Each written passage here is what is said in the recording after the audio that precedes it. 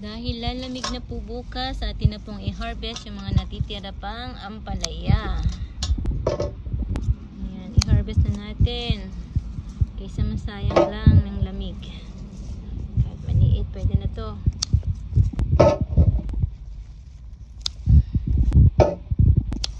Ayan natin. Maliit pa siya. Ayan na rin natin yung natitira pang peppers. Kuha natin lahat. Kahit green pa.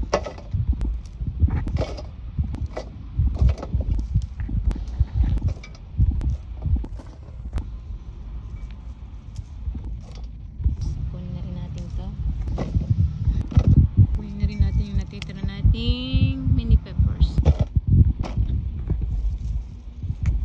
Yun na po yung ating huling harvest mula sa ating munting garden. Thank you Lord sa blessing.